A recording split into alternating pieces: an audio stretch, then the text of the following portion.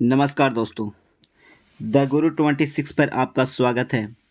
आज एक खुशखबरी भी है कि मैं यानी आपका दोस्त इस नवरात्रि के पावन दिनों में माँ शारदे की परम कृपा से बीपीएससी ट्री में चयन हो गया और मैं चाहता हूँ कि आप लोग भी इस सफलता की सीढ़ी पर चढ़कर अपनी मंजिल तक पहुँचें। इसलिए क्लास 6 टू 12 की एनसीईआरटी सीरीज हम लोगों ने स्टार्ट किया है, जिसका क्लास 6 का हिस्ट्री का क्लास आज हम लोग करेंगे और उसके तहत चैप्टर नंबर 7 हम लोग आज करेंगे। और इसके आगे का जो भी और जो हम लोग कर लिए हैं उसका मेरे प्लेलिस्ट में आपका पूरा वीडियो मिल जाएगा। हिस्ट्री का भी, पॉलिटी का भी, क्लास 6 का मिल जाएगा और कुछ दिनों में क्लास 6 ख़त्म भी होने वाला है और क्लास 7 हम लोग आगे स्टार्ट करेंगे। और जो सब्जेक्ट बचा हुआ है ज्योग्राफी और साइंस, उसको भी हम लोग साथ साथ करते चलेंगे। ठीक है दोस्तों, तो चलिए बिना देर किए स्टार्ट करते हैं, क्योंकि सबसे महत्वपूर्ण होता है एनसीईआरटी का सीरीज। इसके बिना समझिए कि आज जो भी कंपटीशन में क्वेश्चन आ रहे हैं इसके बिना अधूरा है। तो चलिए, ये मेरा एक्सपीरियंस कह रहा है। ठीक है, तो चलिए बिना देर किए स्टार्ट करते हैं आज का क्लास। तो आज क्लास है एक अनोखा सम्राट जिसने युद्ध का त्याग किया। एक अनोखा सम्राट जिसने युद्ध का त्याग किया, आप लोग नाम जान ही रहे होंगे किन के बारे में बोल रहा है। सम्राट अशोक के बारे में। तो पहले हम लोग मौर्य साम्राज्य के बारे में जानेंगे और उसके बाद हम लोग वहाँ पर भी पहुँचेंगे, सम्राट अशोक के पास भी वहाँ पे हम लोग पहुँचेंगे। तो चलिए, मौर्य साम्राज्य के बारे में सबसे पहले जानते हैं, उसके बाद हम लोग वहाँ पे पहुँचेंगे मौर्य साम्राज्य में ही। तो मौर्य साम्राज्य की स्थापना चंद्रगुप्त मौर्य ने 2300 साल पहले किया था। 2300 साल पहले चंद्रगुप्त मौर्य ने मौर्य साम्राज्य की स्थापना किया था। और किनकी सहायता से? चाणक्य या कौटिल्य, इनका एक और नाम है विष्णुगुप्त। चाणक्य, कौटिल्य या विष्णुगुप्त भी इनका नाम है। इन्हीं की सहायता से इन्होंने मौर्य साम्राज्य की स्थापना किए थे और नंद वंश का अंत किया था, घनानंद को हराया था। चंद्रगुप्त की सहायता से इस साम्राज्य में, अच्छा वह कह रहा है कि चंद्रगुप्त के प्रधानमंत्री भी थे। यहाँ पे मंत्री दिया हुआ है, तो चंद्रगुप्त के मंत्री मतलब प्रधानमंत्री भी थे चाणक्य। और अर्थशास्त्र की इन्होंने रचना की है। अर्थशास्त्र की रचना की है चाणक्य, और चाणक्य की सहायता से चंद्रगुप्त मौर्य ने मौर्य वंश की स्थापना किया। और नगरों में जो मौर्य साम्राज्य के बारे में चाणक्य लिखे हैं कि नगरों में व्यापारी, सरकारी अधिकारी और शिल्पकार रहा करते थे। सिर्फ नगर में। गांव में किसान, पशुपालक और मध्य भारत के ज़्यादातर इलाके जंगलों में संग्राहक और शिकार करके अपनी जीविका चलाते थे। मेगास्थनीज एक राजदूत बनकर आया था, जो यूनानी राजा सिलेकस निकेटर का राजदूत था। इन्हीं की बेटी से, हेलेना से इनका शादी हुआ था, चंद्रगुप्त मौर्य का। और जो मेगास्थनीज आए थे, मेगास्थनीज के पुस्तक इंडिका, मेगास्थनीज एक पुस्तक लिखे इंडिका, मेगास्थनीज की पुस्तक इंडिका। आगे बढ़ते हैं दोस्तों हम लोग। साम्राज्य की राजधानी मतलब मौर्य साम्राज्य की राजधानी पाटलिपुत्रा भी हुआ है, उज्जैन भी, और तक्षशिला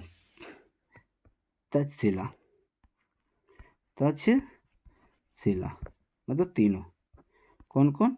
पाटलिपुत्र, उज्जैन और तक्षशिला। प्रशासन के बारे में जानिए, मौर्य साम्राज्य का प्रशासन कैसा था। तो साम्राज्य तो काफ़ी विशाल, बहुत बड़ा था। साम्राज्य बड़ा होने के कारण अलग अलग हिस्सों पर अलग अलग ढंग से शासन किया जाता था। इतना बड़ा साम्राज्य था कि रीति रिवाज, चाल, रहन सहन, ढंग और रीति रिवाज तो है था ही, धर्म भी परिवर्तन था, क्षेत्र के अनुसार हर चीज़ अंतर था सब। काफ़ी साम्राज्य बड़ा था, तो यहाँ पे विविधताएं भी काफ़ी रहेंगी। और विविधताएं रहेंगी तो शासन करने का ढंग भी अलग करना होगा, इसलिए शासन करने का ढंग भी सबका अलग अलग हिस्सों में अलग अलग था। यहाँ पे मौर्य साम्राज्य की बात किया जा रहा है, क्योंकि सबसे बड़ा साम्राज्य उस समय था भारत का, मौर्य प्रशासन था उस समय। चलिए पाटलिपुत्र के बारे में जान लेते हैं, जिसकी राजधानी थी। इसके आसपास के इलाकों पर सम्राट का सीधा नियंत्रण था। इसका अर्थ हुआ गांव या शहरों के किसान, गांव और शहरों के किसान, पशुपालक, शिल्पकार, व्यापारियों से इकट्ठा करने के लिए राजा अधिकारियों की नियुक्ति करता था। और कहाँ करता था? पाटलिपुत्र में करता था। अच्छा, उज्जैन और तक्षशिला ये क्या थे? छोटे क्षेत्रों या प्रांतों पर इन स्थानों से नियंत्रण रखा जाता था। तक्षशिला और उज्जैन से छोटे प्रांतों पर नियंत्रण रखा जाता था, तक कुछ हद तक पाटलिपुत्र से भी इस पर नियंत्रण रखा जाता था। पाटलिपुत्र से तो रखा ही जाता था, लेकिन एरिया तो काफ़ी बड़ा था, तो तक्षशिला और उज्जैन से भी इस पर नियंत्रण अपने क्षेत्र पे रखा जाता था। और अधिकारी की नियुक्ति किया जाता था, और अधिकारी भी अपना अपना जो क्षेत्र संभालते हुए अपना इस प्रशासन को संभालते थे, आगे बढ़ाते थे। इन स्थानों पर राजकुमारों को राजपाल बनाकर भेजा जाता था। तक्षशिला और उज्जैन वगैरह में राजपाल बना के राजकुमारों को भेजा जाता था। इसी के तहत भेजा गया था अशोक को भी। आगे देखिए, अन्य इलाकों में सिर्फ नदियों और मार्गों पर नियंत्रण रखा जाता था।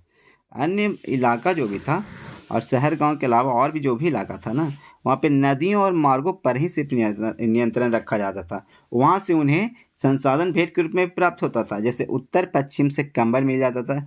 उत्तर पश्चिम बोले तो अफगानिस्तान वाला क्षेत्र बोल रहा है, तो वहाँ उधर से कंबल मिल जाता था, और दक्षिण भारत से सोना और कीमती पत्थर मिल जाता था मौर्य साम्राज्य को। और उस समय एकदम सोने का चिड़िया जो कहा जाता था इंडिया को, उसी समय कहा जाता था। उसी समय से काफ़ी समृद्ध हो गया था। उससे और पहले से ही समृद्ध था भारत, और उस समय भी काफ़ी समृद्ध हो चुका था। नंद वंश भी था, उसके पहले भी था। उस समय तो मगध काफ़ी समृद्ध था ही, लेकिन इनका जब साम्राज्य आया उससे और भी हो गया। आगे देखिए, सम्राट अशोक के बारे में अब जानिए। सम्राट अशोक थे मौर्य वंश के सबसे प्रसिद्ध शासक यहाँ पे के रूप में जाने गए सम्राट अशोक। वह ऐसे शासक थे जिन्होंने अभिलेखों द्वारा जनता तक अपने संदेश पहुंचाने की कोशिश की, अभिलेख के द्वारा। और अशोक के ज़्यादातर अभिलेख प्राकृत भाषा और ब्राह्मणी लिपि में मिलते हैं। अशोक जो भी अपना शिलालेख, अपना अभिलेख उनका जो मिलता है सम्राट अशोक का, तो अभिलेखों में जो भाषा है वो प्राकृत भाषा है, और लिपि की बात किया जाए तो ब्राह्मणी लिपि है। ब्राह्मणी लिपि और प्राकृत भाषा का उपयोग किया है अशोक ने अपने शिलालेखों में। अशोक का कलिंग युद्ध। अशोक का कलिंग युद्ध बहुत भयंकर युद्ध हुआ। ये बात है 261 और 262 ईस्वी के बीच में। 261 और 262 ईसा पूर्व के बीच के बात है। पहले क्या था कि ये कलिंग था। कलिंग पहले था नंद वंश के शासक जो हुआ करते थे महापद्म नंद, इन्हीं का साम्राज्य का अंग था एक कलिंग। फिर उससे कलिंग अलग हो गया, लेकिन अशोक ने अपने राज्याभिषेक के 8वें वर्ष अलग हो गया था, लेकिन अपने राज्याभिषेक के 8वें वर्ष में इस पर आक्रमण कर दिया, और माना जाता है कि इसमें करीब 1 लाख लोग मारे गए थे। और 1 लाख लोग तो मारे गए ही, और उसके अलावा भी लगभग 1.5 लाख से अधिक लोग घायल हुए। और बाद में इतना विनाश हुआ था इस युद्ध में, कलिंग युद्ध में इतना ज़्यादा विनाश हुआ कि बाद में इससे भी ज़्यादा आंकड़ा मरने वालों को हो गया था। बहुत ज़्यादा लोग मारे गए थे कलिंग युद्ध में। अशोक ने कलिंग को जीतने के लिए एक युद्ध लड़ा। अच्छा, यहाँ पे देख लीजिए, कलिंग तटवर्ती उड़ीसा का प्राचीन नाम है। उड़ीसा का प्राचीन नाम कलिंग। लेकिन युद्ध जनित हिंसा और खून खराबा देकर उन्हें ही युद्ध से वितृष्णा हो गई। उन्होंने निर्णय किया कि भविष्य में कभी युद्ध नहीं करेंगे। ये युद्ध हुआ था, जो कलिंग के उस समय राजा थे अनंतनाथन। अनंतनाथन कलिंग के राजा उस समय थे, उन्हीं के साथ इनका युद्ध हुआ था 261 से 262 ईसा पूर्व के बीच में। और ये जहाँ पे युद्ध हुआ था वो भुवनेश्वर से, जो उड़ीसा की राजधानी है, उससे दक्षिण में 8 किलोमीटर दक्षिण में पड़ता है। जो कलिंग का जो मैदान था वो भुवनेश्वर से 8 किलोमीटर, वर्तमान जो भुवनेश्वर है उससे 8 किलोमीटर दक्षिण में है। वहीं पे एक नदी बहती है, दया नदी। कौन सा नदी? दया नदी। यही दया नदी के किनारे कलिंग युद्ध लड़ा गया था। कौन नदी? दया नदी के किनारे। दया नदी है जो इधर बहती है, यहाँ से भुवनेश्वर से 8 किलोमीटर दक्षिण की ओर से बहती हुई निकलती है। और वहीं पे कलिंग के मैदान में युद्ध हुआ था। कलिंग का युद्ध बहुत ही विनाशकारी। आगे बढ़ते हैं दोस्तों, हम लोग काफ़ी फैक्ट इसके बारे में हम लोग जाना। अशोक का धाम क्या था? अशोक के धाम में किसी देवता की पूजा अथवा किसी कर्म कांड की आवश्यकता नहीं थी। उन्हें लगता था कि जैसे पिता अपने बच्चों को अच्छे व्यवहार की शिक्षा देते हैं, वैसे ही उनका यह कर्तव्य था कि अपनी प्रजा को निर्देश दें।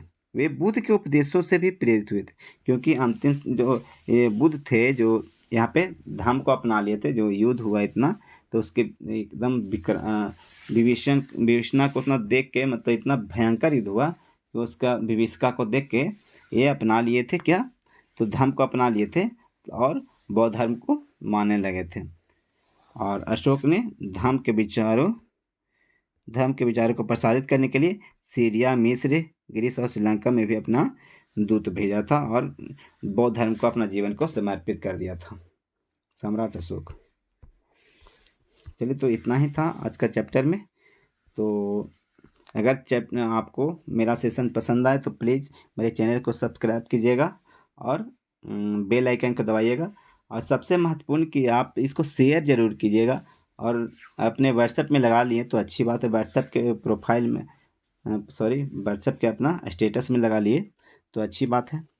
तो चलिए दोस्तों, इसी के साथ हम अपना आज का क्लास ख़त्म करते हैं और कल पॉलिटी का क्लास आएगा। पॉलिटी का सेकेंड लास्ट क्लास कल होगा और परसों पॉलिटी ख़त्म हो जाएगा। ठीक है दोस्तों, और जो भी प्लेलिस्ट में जाके मेरा पीछे वाला भी वीडियो पूरा देख सकते हैं और काफ़ी पसंद आएगा, क्योंकि इससे काफ़ी लोग इस बार बहुत सारे लोग सिलेक्शन हुआ, बहुत सारे लोग का। तो आप भी इसका लाभ उठा सकते हैं, अगला आप भी हो सकते हैं। ठीक है दोस्तों, इसी के साथ विदा लेते हैं।